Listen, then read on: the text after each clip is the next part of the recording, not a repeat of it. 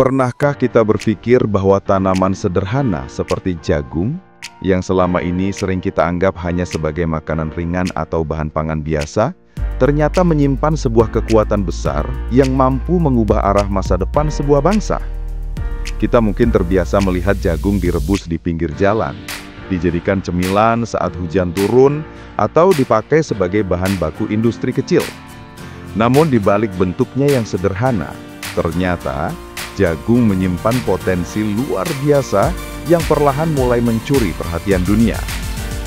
Di era di mana ketahanan pangan dan kedaulatan sebuah negara semakin erat kaitannya dengan geopolitik global, jagung yang dulu dipandang sebelah mata mulai menempati posisi penting.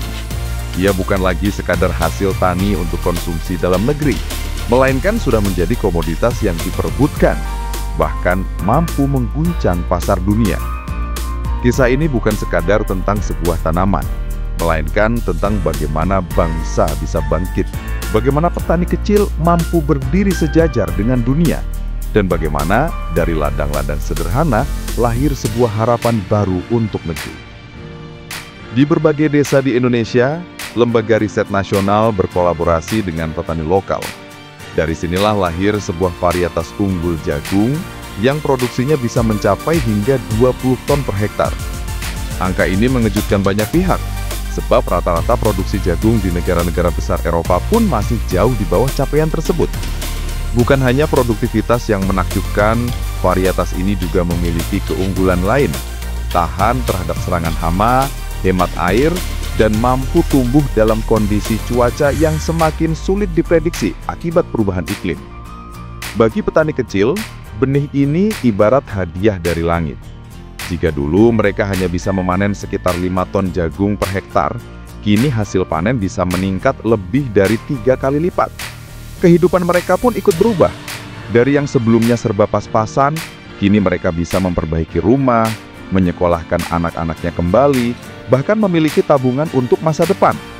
Hal yang dulu hanya menjadi mimpi, kini mulai terasa nyata di banyak desa. Perubahan ini bukan hanya soal jumlah hasil panen, tetapi juga tentang rasa percaya diri yang tumbuh dalam diri para petani. Namun ketika sebuah negara berkembang mulai menunjukkan keberhasilan dalam sektor yang strategis, dunia luar pun tidak tinggal diam. Negara-negara yang selama ini mendominasi pasar jagung dunia, seperti Amerika dan Ukraina, mulai menoleh curiga.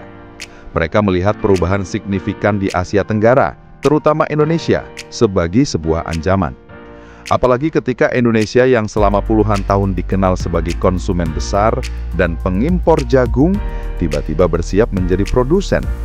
Bahkan, ekspor dalam jumlah kecil saja sudah cukup membuat harga pasar dunia bergeser. Inilah titik di mana negara maju mulai merasa terusik. Tetapi kekuatan sejati dari gerakan ini tidak lahir di gedung-gedung tinggi atau laboratorium canggih, melainkan dari lahan-lahan sederhana di pedesaan. Para petani dengan tangan kasar yang sehari-hari bersentuhan dengan tanah, bersama semangat para peneliti, bahu-membahu mengembangkan sesuatu yang sebelumnya tidak pernah dibayangkan.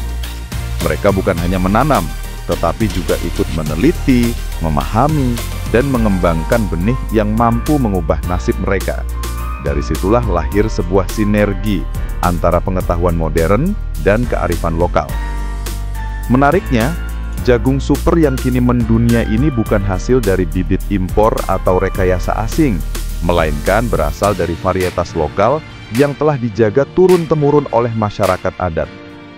Dengan metode sederhana, tanpa mesin canggih, tanpa pupuk kimia berlebihan, mereka menjaga benih itu tetap hidup. Selama puluhan tahun, mereka melestarikan apa yang dianggap kecil oleh banyak orang. Hingga akhirnya, terbukti bahwa warisan lokal inilah yang menjadi fondasi kebangkitan baru. Keunggulan varietas jagung Indonesia ini bahkan membuat beberapa negara barat merasa khawatir. Tawaran besar pun berdatangan. Sebuah perusahaan asing sempat berniat membeli hak paten benih dengan harga fantastis. Bayangkan, hanya sebuah benih jagung, tetapi nilainya bisa mencapai miliaran rupiah. Namun tawaran itu ditolak, bukan karena para petani dan peneliti tidak tergiur dengan uang besar, tetapi karena mereka sadar ada harga diri yang jauh lebih mahal daripada angka di atas kertas. Menjual benih berarti menjual kedaulatan. Dan jika itu dilakukan, apa yang tersisa untuk anak cucu di masa depan? Keputusan menolak tawaran tersebut mungkin terdengar gila bagi sebagian orang. Tetapi bagi mereka yang memahami arti kemandirian, itu adalah sebuah keberanian yang luar biasa. Jagung super ini menjadi simbol bahwa bangsa ini bisa berdiri di atas kaki sendiri. Kita sudah terlalu lama bergantung pada impor, menghabiskan triliunan rupiah setiap tahun hanya untuk membeli sesuatu yang sebenarnya bisa ditanam di tanah kita sendiri. Kini, dengan hadirnya varietas ini, Indonesia tidak hanya mengurangi ketergantungan, tetapi juga mengirim pesan kuat ke dunia. Kita siap mengambil kembali kendali atas sumber pangan kita sendiri. Perubahan ini juga menghadirkan dampak sosial yang mendalam. Jika dulu banyak anak petani merasa malu menyebut pekerjaan orang tuanya, kini rasa bangga itu mulai tumbuh. Profesi petani kembali dianggap terhormat. Mereka bukan lagi sekedar tenaga kerja kasar, melainkan mitra dalam pembangunan pangan nasional. Banyak dari mereka kini terlibat dalam pelatihan, memahami teknologi digital, hingga ikut berdiskusi dalam perumusan kebijakan. Peran petani yang dulu tersembunyi, kini mulai terlihat jelas.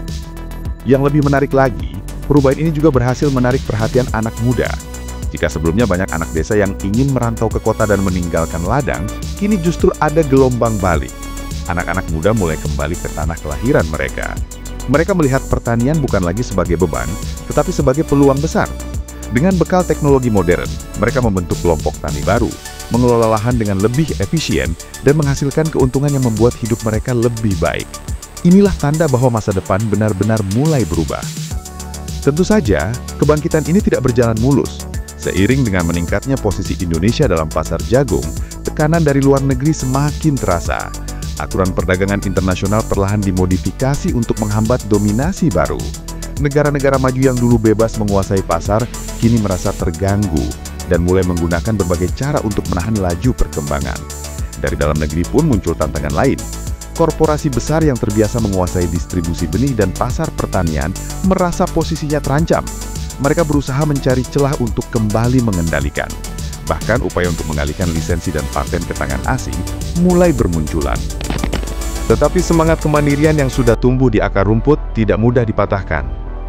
Pemerintah pun mulai mengambil langkah nyata. Tidak lagi hanya berbicara tentang swasembada dan meja rapat, melainkan mengalokasikan anggaran nyata untuk riset, pelatihan petani, hingga distribusi teknologi pertanian ke desa-desa. Program pangan kini benar-benar menyentuh masyarakat secara langsung, dan desa-desa mulai merasakan manfaat dari kebijakan yang selama ini hanya terdengar di televisi. Yang paling menyentuh dari semua ini adalah perubahan cara pandang. Perubahan sejati bukan hanya terjadi di ladang, tetapi juga di hati. Jika dulu banyak orang memandang profesi petani dengan rendah, kini mulai lahir rasa hormat. Anak-anak petani kini bisa berkata dengan bangga tentang pekerjaan orang tuanya. Mereka tahu, dari tangan kasar yang menanam jagung itulah lahir sebuah kekuatan bangsa. Kita mungkin selama ini terlalu sering menoleh ke luar negeri, mencari inspirasi dari negara-negara jauh yang tampak gemerlap.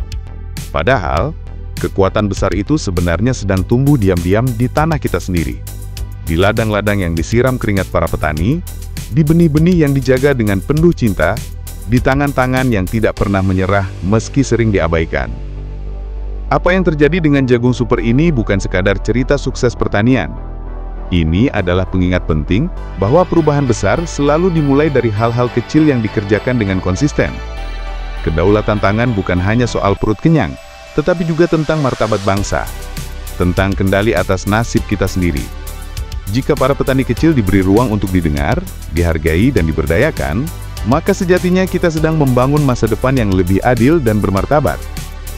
Kini saatnya kita membuka mata, menyadari bahwa bangsa ini punya semua yang dibutuhkan untuk berdiri tegak. Tinggal satu pertanyaan yang tersisa. Apakah kita siap merangkul potensi itu dengan kebijakan yang berpihak, dengan semangat yang menyala, dan dengan kepercayaan penuh bahwa masa depan tidak harus kita tunggu dari luar, tetapi bisa kita bangun dari dalam. Karena kalau jagung saja bisa mengubah banyak hal, bayangkan apa yang bisa terjadi jika seluruh potensi anak negeri benar-benar diberi ruang untuk tumbuh.